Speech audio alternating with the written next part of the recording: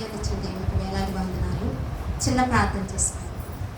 మహాగణుడును మహాపరిశుద్ధుడైన యేసయ్య, నీ బంగారు పదవికి స్తోత్రాలు తండ్రి. అయ్యా, యోగ్యత లేని మమ్మల్ని మీరు ప్రేమించారు తండ్రి. మీ ప్రేమకు వందనాలు ప్రభా.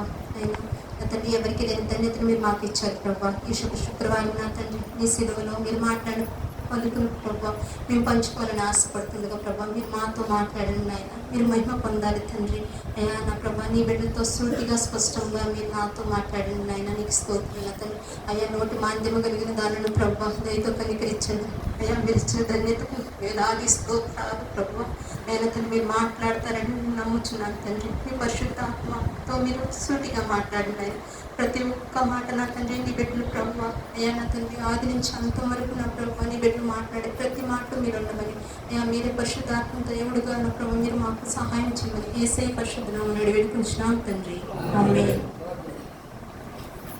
పరిశుద్ధైన యేసు ప్రభు వారి మాటలు మాట్లాడటానికి అంటే బైబిల్ వాక్యం అంతా దేవుడు ఆత్మ ద్వారా రాయించారండి. ఆ ఆత్మ ద్వారా రాయించిన మాటల్లో ప్రభువైన యేసుక్రీస్తు ప్రభువారు ఈ శుక్రవారం నాడు ఆయన శ్రమలలో ఆయన శ్రమ పడుతూ మట్లాదివారం నాడు ఆయన స్తుతించిన వారే ఈనాడు శుక్రవారం రోజు ఆయన్ని సిలువ వేయడానికి బరబ్బాను విడిచిపెట్టండి, యేసుని సిలువ వేయండి అని చెప్పి కేకలు వేశారనమాట. ఆ శ్రమలో, ఆ వేదనలో ఆ ప్రభువారు మాట్లాడిన 7 మాటలు అంటే ఎన్నో మాటలు మాట్లాడవచ్చు యేసు ప్రభువారు, కానీ ఆత్మ ద్వారా ఆయన మాట్లాడిన 7 మాటల్లో మొదటి మాట మనం పంచుకుందాం. ఇంకా మన తర్వాత 7 మాటలు మాట్లాడటానికి సహోదరులు ఉన్నారు. ఫస్ట్ మాట మనం ధ్యానిద్దామండి. లోకా సువార్త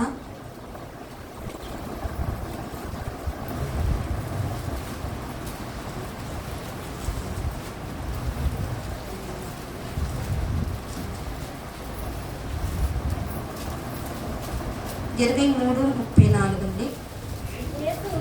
యేసు తండ్రి వీరేమి చేయుచున్నారో వీరెరుగరు కనుక వీరిని క్షమించమని చెప్పెను. చాలు కదా. ఇక్కడ ప్రభువైన యేసుక్రీస్తు వారు తండ్రికి ఒక ప్రార్థన చేస్తున్నారండి. ఎట్లా అంటే, తండ్రి దేవా, దేవుడు త్రిత్వంలో ఉన్న ఏకత్వమైన దేవుడు. ఆయన 3 వ్యక్తులు. పరిశుద్ధాత్మ దేవుడు అనాది కాలంలో ఆయన సంకల్పంలో మనిషిని సృజించినప్పుడు ఆయన ఆదాము గురించి మనం చిన్నప్పటి నుంచి బైబిల్ చదువుతున్నాము, బైబిల్ గురించి తెలుసు మనకి.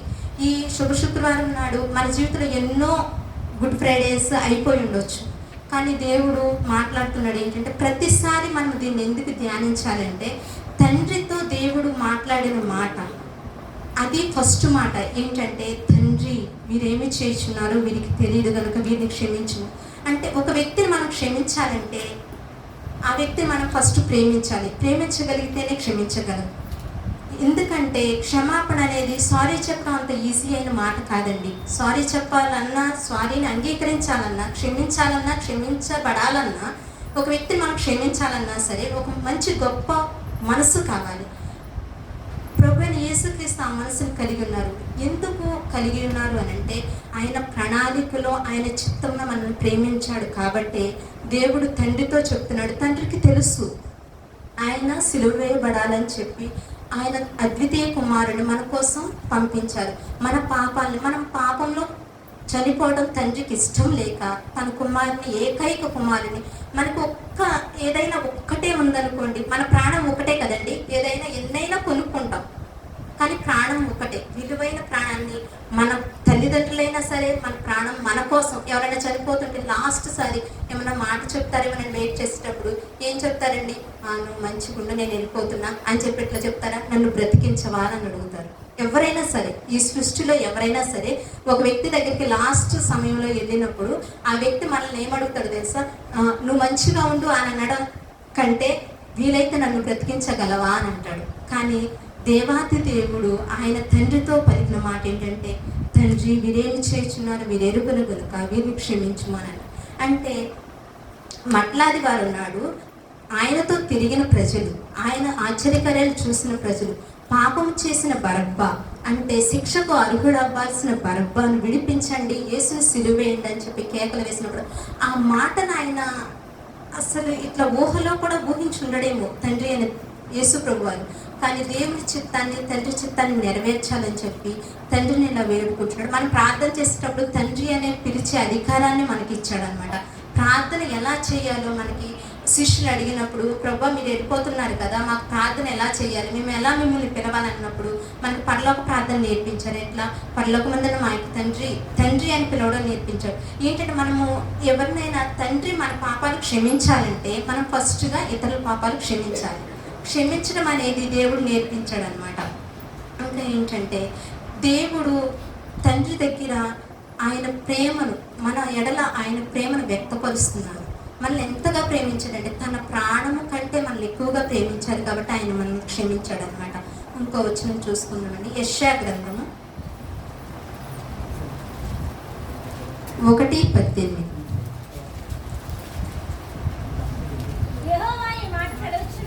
యెహోవా ఈ మాట సెలవిచ్చుచున్నాడు, రండి మన వివాదము తీర్చుకుందుము, మీ పాపములు రక్తము వలె ఎర్రనివైనను అవి హిమము వలె తెల్లబడును, కెంపు వలె ఎర్రవినైనను అవి గొర్రెబొచ్చు వలె తెల్లవగును. చాలు సిస్టర్. దేవుడు ఆయన యెషయా ప్రవక్త అంటే యేసు ప్రభువు రాత్రితమే ప్రవక్త అయిన యెషయా ప్రవక్త గారు దేవుని పరిశుద్ధాత్మ చేత వ్రాయబడిన మాటలండి. ఏమంటున్నారంటే యెహోవా అంటున్నాడంట, మన వివాదం తీర్చుకుందాం రండి, మీ పాపాలు ఎర్రగా అయినా సరే వాటిని తెల్లగా చేస్తాను. అంటే ఆయన రక్తం చేత మన పాపాలు కడిగినప్పుడు మనము పరిపూర్ణులుగా అవుతాము, దేవుని ఆత్మ ద్వారా మనము నడిపించబడతాం అనమాట. అలాగే దావీదైన కీర్తనాకారుడు రాజైన దావీదు కూడా కీర్తన 22వ కీర్తనలో, అంటే యేసు ప్రభు వారు రాలేదు అప్పటికి, దావీదు గారు ఆ శ్రమలలో సౌలు చేత తరమబడుచున్నప్పుడు ఆయన యేసు ప్రభు వారి గురించి రాశారనమాట.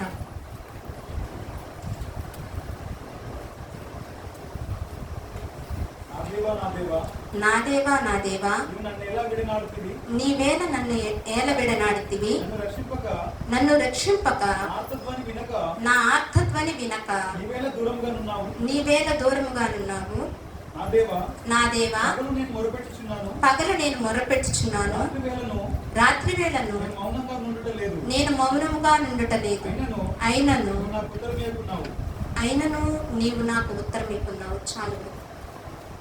అంటే యేసుప్రభు రాత్రితమే పరిశుద్ధాత్మ చేత, అంటే త్రిత్వంలో ఏకత్వం కాబట్టి దేవాది దేవుడు తన పరిశుద్ధాత్మ చేత రాజైన దావీదు గారు రాశారన్నమాట. ఇంకా మనం 7 మాటల్లో ప్రభువైన యేసుక్రీస్తు మాట్లాడిన మాటలు ఈ వచనాల్లో చూస్తాము. దేవా నా దేవా నీవు నన్ను ఏలబెడనాడితివి, నన్ను రక్షింపనేరక. శిలువ శ్రమను ఆయన తొలగించడానికి తండ్రి అయిన దేవునికి అధికారం ఉంది, కానీ ఆయన కుమారుణ్ణి మన కోసం అప్పగించి మన పాపాల నిమిత్తము ఆయన శిలువకు తన కుమారుణ్ణి అప్పగించారండి. ఇంకో విషయం ఏంటంటే ప్రభువు యూదా యేసు ప్రభు వారిని అప్పగించినప్పుడు యూదాని యేసయ్య క్షమించాడు, కానీ క్షమించబడడానికి యూదా సిద్ధ మనస్సుడుగా లేకయ్యున్నాడు. తండ్రిని అప్పగించడానికి ఆయన మనస్సు కఠినమైపోయింది. అయితే దేవాతి దేవుడు యోధాను క్షమించాడు, కానీ ఆ క్షమాపణను పొందుకునే స్థితిలో యోధా లేడనమాట. మనం ఈరోజు ఏ స్థితిలో ఉన్నాము? మనము ఆ యోధాలాగా యేసుప్రభు వారిని, ఆనాడు యోధా యేసుప్రభు వారిని అప్పగించాడు, కానీ ఈనాడు మనం ప్రతి క్షణము దేవుణ్ణి ఏ విధంగా అమ్మివేస్తున్నాం? మన మాట ద్వారా, మన క్రియల ద్వారా, మన ప్రవర్తన ద్వారా ప్రతి ఒక్క విషయంలో. అంటే అంటే దేవుడు ఇచ్చిన ఆజ్ఞ ఏంటి? క్షమించండి, నిన్ను వలె నీ పొరుగు వారిని ప్రేమించండి. మనం ప్రేమించగలుగుతున్నామా? మనల్ని మనం ప్రేమించుకుంటాం. మన శరీరం మీద ఏదన్నా చిన్న మరక పడితేనే నా మీద ఇంత ఇలా చేశావని చెప్పంటాం, కానీ మనల్ని మనం ఎంత ప్రేమించుకుంటున్నామో మనతోటి కూడా మనం ప్రేమించే వారిగా ఉన్నామన్నమాట. యేసు ప్రభు వారు సమరయ స్త్రీని రక్షించాలని ఆమె కోసం ఎండవేళ శ్రమపడి ఆయన తన ఒక్క ఆత్మను కూడా ఆయన విడిచిపెట్టడం ఆ తండ్రి యొక్క చిత్తము కాదు కాబట్టి ఆ సమరయ స్త్రీ దగ్గరికి వెళ్ళి ఆయన ఆమెకు నువ్వు రక్షించాలని అంత దూరం అంత ప్రయాసపడి ఆయన ఆమెను ప్రేమించాడు కాబట్టి, అంటే మనము ఒక వ్యక్తి గురించి ప్రార్థన చేయమంటే నా కుటుంబం గురించి చేసుకోవాలి, మన కుటుంబంలో ఉన్న మన వ్యక్తుల్ని రక్షించుకోవడానికే మనం ప్రార్థన చేయడానికి విసిగిపోతాం.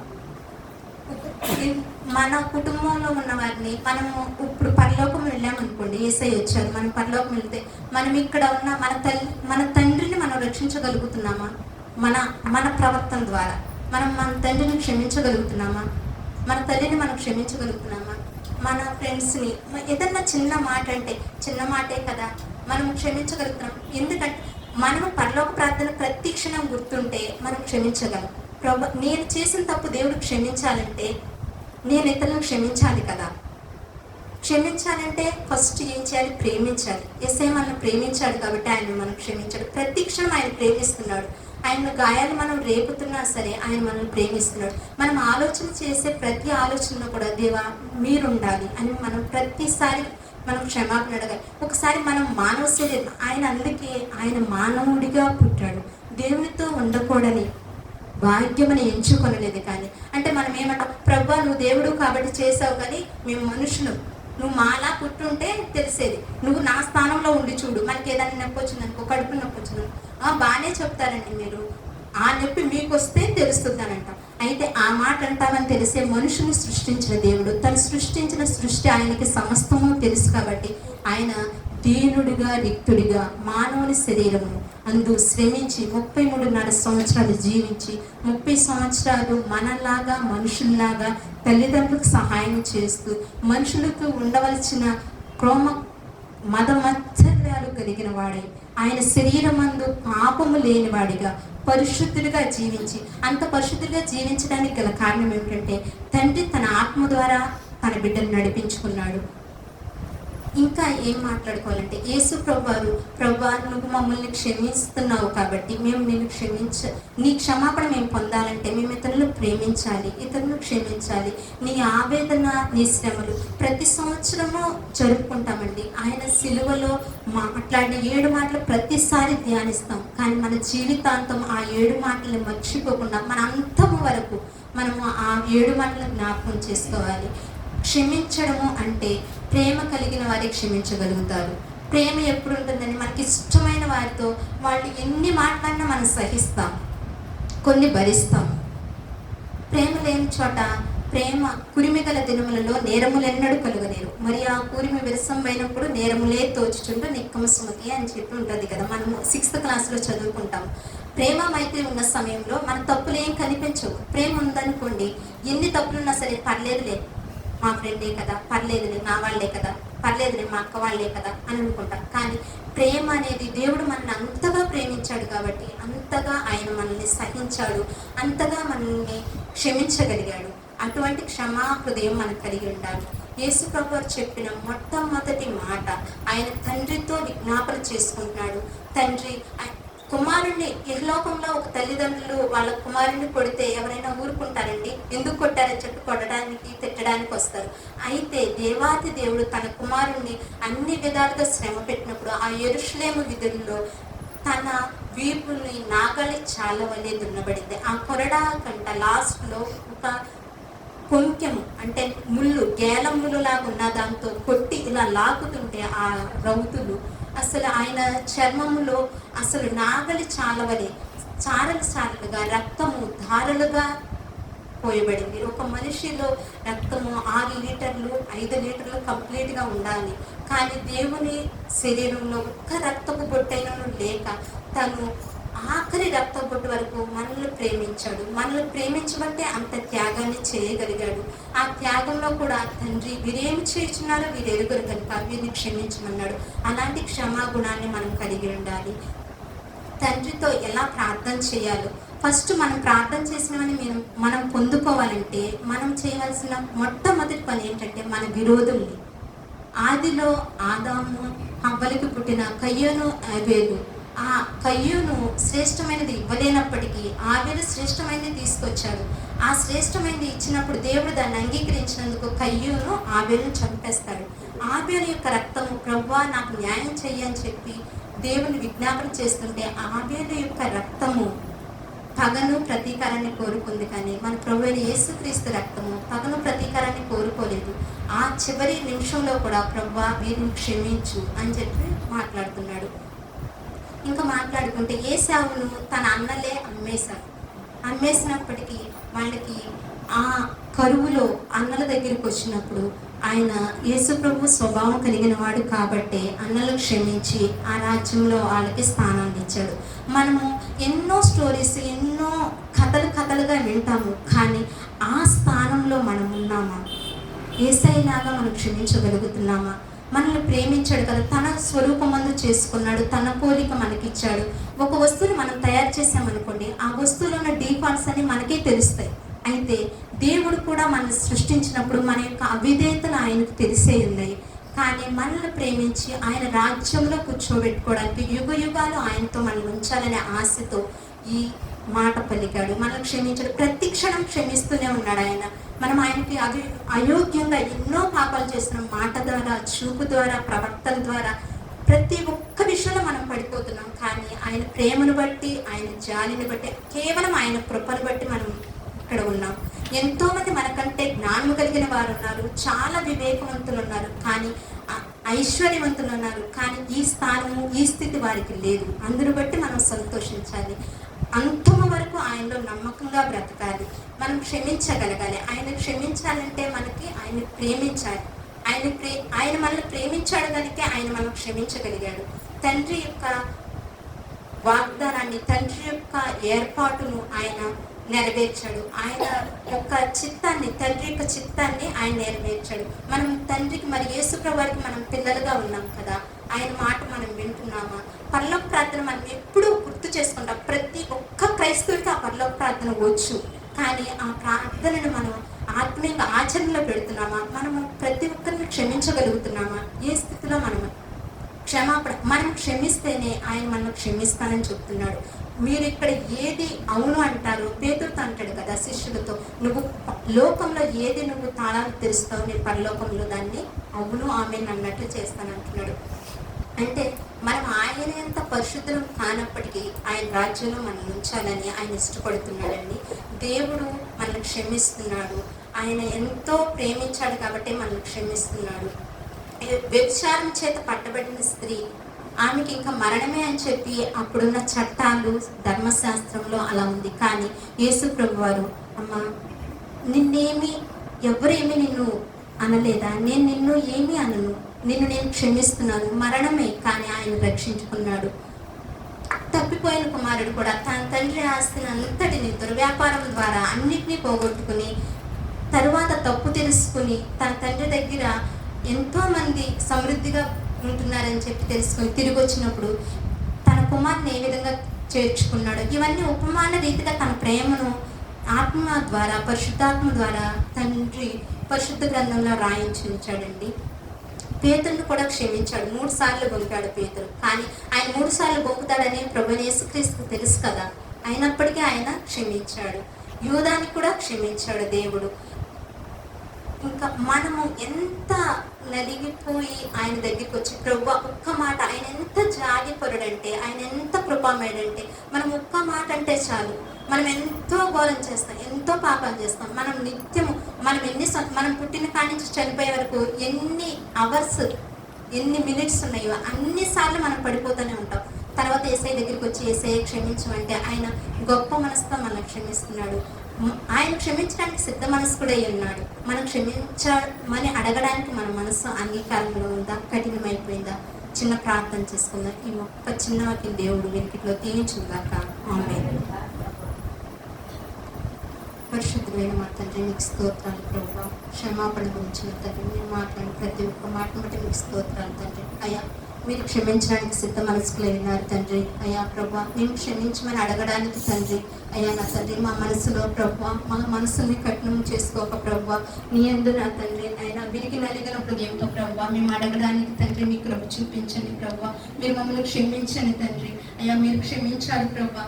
ఆ కలువరి శిలువలో నా తండ్రి ఆ మరణానికి అప్పగించుకోవడం మమ్మల్ని క్షమించమని తండ్రిని వేడుకున్నారు తండ్రి. ఆ విధంగా ప్రభు మా జీవితాంతం నా తండ్రి మేము ఇతరులను క్షమిస్తూ ప్రభు మేము మీ దగ్గర క్షమాపణ పొందుకునే గొప్ప ధన్యకరమైన జీవితాన్ని మాకు దయచేయండి నా తండ్రి. అయ్యా నా ప్రభు మీరు మాట్లాడిన ప్రతి ఒక్క మాట మీకు స్తోత్రాలు చెల్లిస్తూ ప్రభు నా తండ్రి మా అందరినీ మీ పాద సన్నిధిలో నా ప్రభు మీ చేతులు అప్పగించుకుంటూ ప్రభు అయిన తండ్రి నాయన ఇప్పుడు మాట్లాడిన మాటలు ఏమైనా తప్పిదాలంటే దయతో క్షమించండి తండ్రి. అయ్యా మీ నామంలో ప్రభా ప్రతి ఒక్క బిడ్డకి నా తండ్రి ఎవరెవరికి ఏ విధంగా నా ప్రభా మీ మార్గం మనకి తెలియజేస్తారని నమ్ముతూ యేసే పరిశుద్ధ నామమున వేడుకొనుచున్నాం తండ్రి. ఆమేన్. ఏమిటి అడవాలని పాట పాడడం